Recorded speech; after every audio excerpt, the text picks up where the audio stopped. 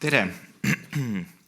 Ühesõnaga, annan teile ülevaate siis, mida võiksid noored arvata lugemisest, raamatutest ja natukene ka toon teile andmeid siia. Kõigepealt tutvustav slaid, et mis organisatsioon see Eesti Õpilasesinduste Liit üldse on, et ennekõike oleme esindusorganisatsioon ning tegeleme siis hariduspoliitika kujundamisega ja sellega, et õpilastega arvestataks. Aga noorte lugemusest. Mida ma täheldaksin, on see, et lugemisharjumused on märgatavalt muutunud aastate jooksul ja see on seotud just võib-olla tähelepanu ja keskendumisvõimetega erinevate noorte seas. Muidugi mul isiklikku vaadet 10 aasta tagusesse aega ei ole, aga see on võib-olla midagi, mida ma täheldaksin ühiskondlikest hoiakutest. Siis lugemine konkureerib tugevalt teiste tegevustega, seda on väga tihti kuulda, et õpilastel ei ole aega selleks ja see tuleb ka hiljem küsitlusest välja ning et kohustuslik kirjandus on paljude noorte jaoks ebapopulaarne ning tekitab vastumeelsust. Üldkokkuvõttes noorte lugemine pole kadunud, aga see on muutunud ajas tugevalt seoses siis sotsiaalmeedia tulekuga, seoses tehisintellekti tulekuga ja üldise elutempo kiirenemisega. Aga selleks, et mitte rääkida endast kui indiviidist, vaid noortest laiemalt, me viisime läbi küsitluse noorte lugemuse teemal Eesti Õpilasesinduste Liidu 53. üldkoosolekul.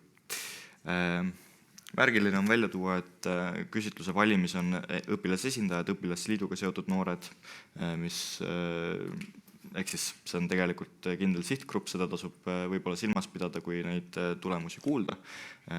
Minu hinnangul võivad nad olla lugemisest natukene rohkem huvitatud kui täiesti tavaline noor, aga selles ei saa olla kindel. Ning vastanuid on 155 õpilast vanuses 12–19. Tutvustan teile siis natukene tulemusi. Kõigepealt, siin on klassiline jaotus vastanute seas, kõige rohkem on siis 8-9 ja ongi vanusegruppi 14–16 on kõige enam vastanute seas. Kõige vähem on 6. klassi ja gümnaasiumiastet on ka oluliselt vähem kui põhikooli viimast kooliastet. Sooline jaotus näeb välja selline, ehk siis palju rohkem naisterahvaid, seal on paljud noored määratlenud ennast ka teistmoodi, aga see selleks, aga ehk siis selline 3/3 jaotus meeste ja naisterahvaste vahel. Siis kui tihti raamatuid loetakse? Ja nendest andmetest saab nüüd hakata välja lugema seda, et tekib teatav polariseerumine siis selles osas, et kui palju raamatuid loetakse. Üldiselt praegu näeb see graafik või sektordiagramm välja üsna niimoodi ilusti jaotunult, aga üldiselt hoiakutes hilisemate küsimuste puhul on näha, et mingisugust polariseerimist. Ja see graafik, kui võrrelda eelmist ja nüüd seda, siis tegelikult see näeb välja umbes sarnane, et see, kui palju raamatuid noor mingi aja jooksul ära loeb, oleneb tõesti sellest, kui tihti ta loeb, ehk siis see nagu andmed omavahel klapivad. Ja siit tuleb välja see, et suurem osa noori siiski eelistab endiselt paberraamatuid, mis on tulnud välja ka eelmistest ettekannetest, et mina ootasin, et rohkemad noored oleksid huvitatud e-raamatutest või audioraamatutest, aga ikkagi ka mina isiklikult ja samamoodi ka väga paljud noored eelistavad siiski paberraamatuid. Seal on ka üks osa noori, kes ei eelista üldse lugemist. Ja kui palju korraga tavaliselt loetakse? Siuke suurem hulk on siiski 15 minutit kuni tund, aga andmed võiksid viidata jälle sellele, et noored, kes loevad selliste tõesti lühikeste lõikudena, ehk siis alla 15 minuti, et nad on siiski vähemuses ja seda, et loetakse, kui võetakse raamat kätte, siis sellele süvenetakse ikkagi vähemalt paarkümmend minutit, et see on siiski enamus. Ja siin on nüüd erinevad põhjused, miks miks loetakse. Neil oli võimalus ka vabalt vastata, seega sealt tuli välja palju erinevaid variante, aga on näha, kõige suurem osa noortest tunneb, et lugemine pakub lõõgastust või põnevust. Osa, et õpivad uusi asju, väga veerand noortest usub, et nad loevad sellepärast, et kool nõuab seda ja see on peamine põhjus, ning seal on ka palju teisi dubleerivaid vastuseid nende vabalt vastuste seas, ehk siis erinevad sõnastused sellest, mis seal juba kirjas on. Aga jah, jällegi tuleb välja, et enamus noored loevad ikkagi sellepärast, et isiklikul põhjusel see pakub mulle põnevust, see pakub mulle lõõgastust, ma naudin seda. Nii. Jah. Ja mis peletab lugemisest eemale? Hakkab ilmnema kõige suurem faktor, mis on see, et noor inimene tunneb, et tal ei ole lugemiseks aega. Et lugemine on eraldi tegevus, mille ta peab ette võtma ja ta ei suuda enda päevas tekitada selle jaoks ajalist hetke. Seal on ka muid faktoreid, need noored, kes tunnevad, et neile raamat ei meeldi üldse, siis nemad väidavad, et see tundub igav, või pigem vaataks videoid, sotsiaalmeediat, visuaalset sisu. Ja jällegi üks osa noortest tunneb, et ma ei leia endale sobivat raamatut, mida lugeda. Ja selline üldine küsimus. Kuidas on meelestatus üldiselt raamatute suunas? Ja jällegi, ma natuke ketran sama asja ümber, aga hulk noori, kes tunnevad, et kas neile väga meeldib lugeda või et mõnikord on huvitav, see on siiski enamus. Ehk siis hoiak, mis ütleb, et tänapäeva noorus liigub järjest raamatutest eemale ja kõik on väga halvasti, siis päris nii see ei ole. Ja žanriline jaotus. Fantaasia, ulme, põnevik ja romaanid valutavad jälle selle diagrammi ära. Mind isiklikult see tulemus nüüd üllatas, aga see võrdlemisi võrdne jaotus vahel, et on kolmandik noortest ütlevad, et nad loevad ikkagi peamiselt eesti keeles, kolmandik, et umbes pooleks ja kolmandik, et peamiselt võõrkeeles. Mina ootasin, et loetakse ikkagi pigem eesti keeles, aga see, et 2/3 noortest teevad siis kas pooleks või seda, et enamasti inglise keeles, siis see on tegelikult üllatav ja eesti keele säilimise perspektiivist natukene hirmus teadmine. Ja kas koolis loetav kirjandus on sinu meelest huvitav, arusaadav? Siit tuleb välja ka natukene siuke hirmsam tõsiasi, et suur hulk noortest ei saa aru sellest, mida nad loevad. Ja see ka tekitab tegelikult vastumeelsust, et kui ma võtan noore inimesena raamatu kätte ja see raamat ei ole minu jaoks jõukohane, siis ei saagi mulle mitte kunagi meeldima hakata. Seega, millele see viitab sellele, et lugemisega ja selle juurutamisega tuleb ikkagi hakata pihta väga varasemast east, sest et gümnaasiumiealine noor, kes ei saa gümnaasiumi taseme kirjandusest aru, siis temast tekitada selle sama kirjanduse peale surumisega huvi noore vastu on väga raske minu hinnangul. Aga jah. Ja siin oli nüüd avatud küsimus, et kuidas võiks kool või raamatukogu muuta lugemise põnevamaks. Ja suur hulk noortest tõi välja, et see on nüüd, ma siia nüüd protsente ei toonud, aga ma hinnanguliselt ütleks, et umbes 80% vastutest väitsid, et nad tahavad ise valida seda, mida nad lugeda saavad. Ehk siis kohustuslik kirjandus ei lähe peale, vaid et nad tahaksid ise lugeda seda, mida nad tahavad ka kooli kontekstis. Ehk siis probleem ei ole mitte selles, et ma ei taha lugeda üldse, vaid et mulle surutakse peale midagi, mida lugeda ja ma ise loeksin palju hõlpsama meelega midagi muud. Et mõned noored tõid välja selle, et me tahaks rohkem arutada selle üle, mida me loeme. Et üks asi on see, et ma loen individuaalselt raamatu läbi, aga teine asi on see, et selle raamatu ümber toimub arutelu, vestlus. Ja siis mõned noored tõid ka välja selle, et suurem teadlikkus reklaami erinevatele raamatutele või lugemisele üldisemalt. et ühesõnaga ei teata, mida lugeda, umbes ei teata võimalustest. Ja siis, mis võiks motiveerida rohkem lugema? Rohkem vaba aega, see tuli ka välja eelmisest küsimusest, siis kvaliteetsem, põnevam kirjandus. Suur hulk noortest raamatud ongi igavad, nad tahaksid lugeda midagi põnevamat, see haakub natuke ka eelmise laiapõhjalise vastusega, et kohustuslik kirjandus täna koolis on umbes igav ja me tahaksime lugeda midagi põnevamat. Ehk siis ma oleks rohkem motiveeritud, kui ma saan ise teha valiku põnevama raamatu suunas. Suurem arusaam raamatu sisust, ehk siis noored tõid ise välja selle, et nad oleksid rohkem huvitatud lugema, kui nad saaksid sellest aru, mis paberil kirjas on. Mis on iseenesest huvitav teadmine, sest et natukene vastandlik on ju, et kui sa juba ei loe palju, siis sa ei saagi saada aru sellest, mis selle raamatu peal kirjas on. Siis erinevad auhinnad, võistlused, konkursid ja mõned noored tõid ka välja selle, et neid päriselt motiveerib see, kui lapsevanem või õpetaja sunnib neid lugema. Ehk siis kuidas kellele. Ja mis järeldused olen siis mina noore inimesena teinud nendest tulemustest? Noorte seas on lugemisharjumused polariseerunud. Paljud noored on väga huvitatud sellest, mingid vastused ka nendele viimasele 2 küsimusele olid see, et mind ei ole vaja rohkem motiveerida, sest mind juba väga huvitab.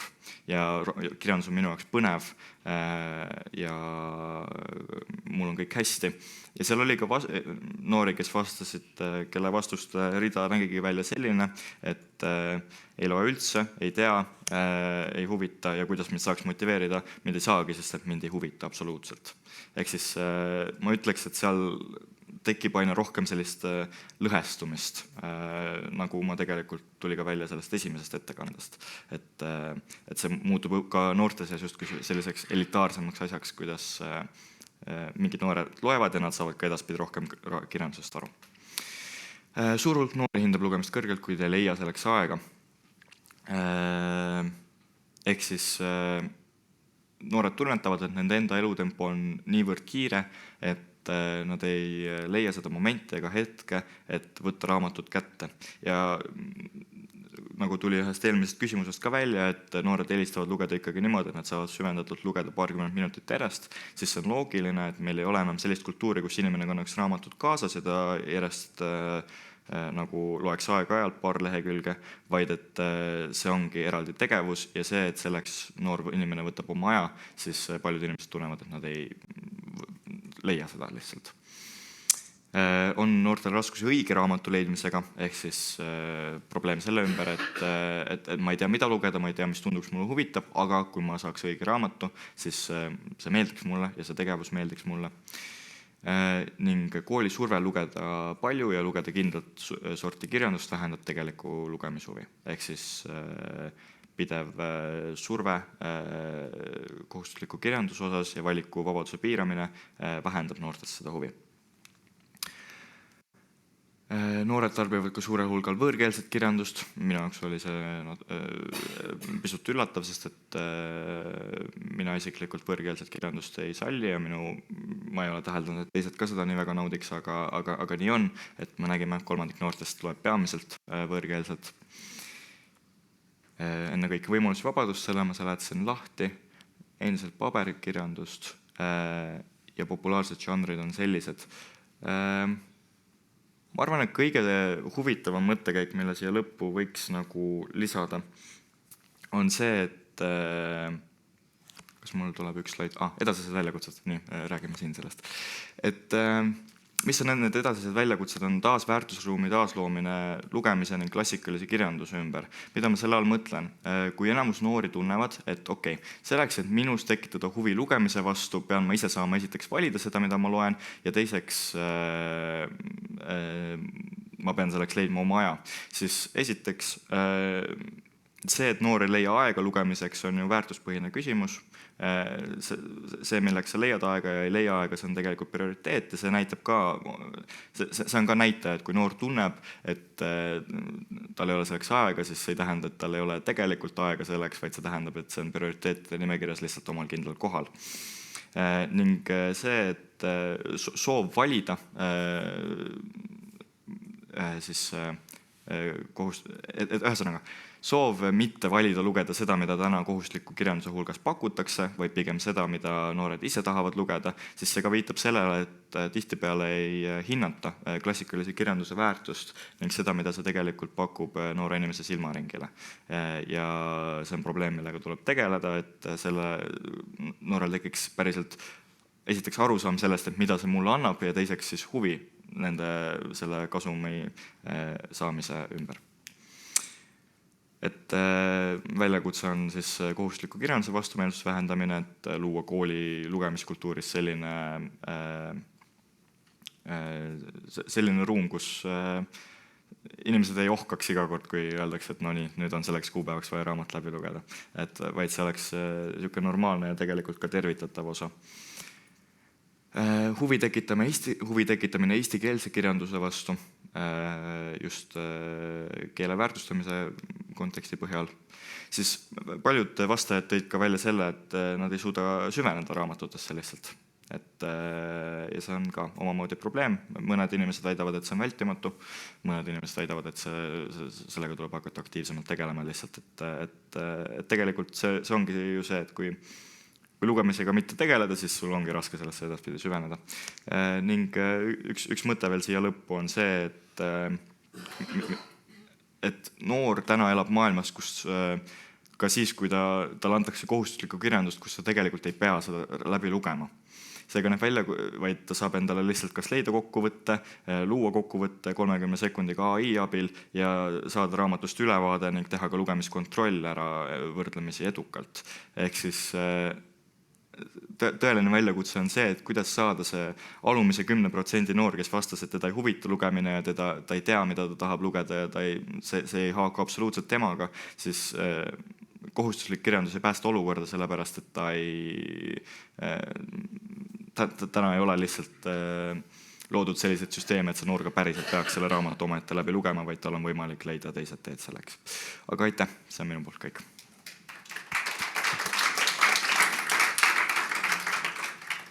Kas on küsimusi Karl Eerikule?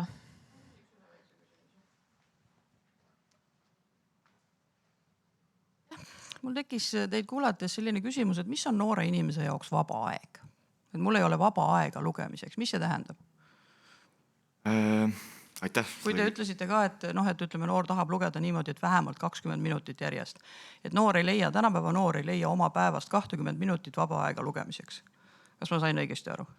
Niimoodi inimesed väidavad. Aga te olete ka noor inimene, katsuge mulle siis lahti seletada, mis see siis tähendab? See tähendab vaba aeg. No esiteks ma ütleks, et see on iga inimese jaoks erinev, mis on vaba aeg. Minu jaoks isiklikult on vaba aeg see, kui mul ei ole ühtegi kohustust kuklas ja ma saan valida seda, mida ma teen ja siis ma saan teha valiku lugeda nüüd raamatut. Aga ma arvan, et tänapäeval ei ole ühtegi sellist noort, kes ütleks, et tal ei ole näiteks vaba aega sotsiaalmeedias surfamiseks. Just. Või TikToki videote vaatamiseks või mis iganes muu. Et see on nagu valikute küsimus tegelikult. Üritasin seda seal väljakutsete juures ka välja. Ma lihtsalt tahan lisada, et ma arvan, et see väga tegelikult ka niimoodi on. Ja natukene siiski selle kohustusliku kirjanduse kaitseks võib öelda, et kus see noor inimene siis teab, mis on hea. Ja mina näiteks lähtun väga oma õpilaste puhul sellest, et kõik, mis sa loed, ei pea sulle meeldima, aga sa pead teadma. Ja kui sa ei tea, siis sa ei saa anda hinnangut, kas sulle meeldib Tammsaare või kas sulle meeldib Ibsen, sellepärast, et kui sa ei ole lugenud, siis sa ei saa neid otsuseid teha. Kõik ei peagi meeldima, mis seal kohustuslikus kirjanduses on, aga see aitab ja tõesti, ma olen nõus ka Ilmar Tomuskiga, et seda lugemisharjumust kindlasti peab tekitama ikkagi väga väikestest klassidest alates. Juba gümnaasiumis on selleks kindlasti kardinaalselt hilja. Ja ma mäletan ka seda, et kui ma käisin kuskil 20 aastat tagasi Soomes, siis ma nägin seda, kuidas Soomes olid näiteks kooliprogrammis olidki sellised niinimetatud lugemistunnid. Minu jaoks oli see nagu väga kummaline, sest meie õpilased loevad ikka kodus ja nagu nii-öelda omast ajast ja ise leiavad selle aja lugemiseks, aga seal oligi selline tund, kus õpilased läksid, seal olid niisugused kotttoolid, võtsid mingisuguse raamatu ja istusid ja lugesid 45 minutit. Võib-olla me oleme ka seal, et me peaks oma koolidesse ka sellised tunnid sisse viima, vähemalt algklassides, et tal tekiks see lugemisharjumus, tal tekiks huvi ja tal tekiks soov selle maailmaga ikkagi tegelikult tutvuda, sest kirjandus on ikkagi ju ääretult huvitav maailm. Kahju, kui noor sellest lihtsalt ilma jääb. Ma ei usu elu seeski, et sotsiaalmeedia suudab seda sama pakkuda ühele noorele inimesele. Aitäh! Aitäh selle vaate eest. Ma selles suhtes nõustun väga, mida ma üritasingi seal nagu lõpus päevavalgele tuua. et võib-olla ma oleks siis rohkem rõhku lisanud, et küsimus on selles, et kas tekib huvi selle ümber, mitte see, et kaotame kohustusliku kirjanduse nüüd ära, et ma ise fänn on ka kohustuslikku kirjandust, aga jah, aitäh.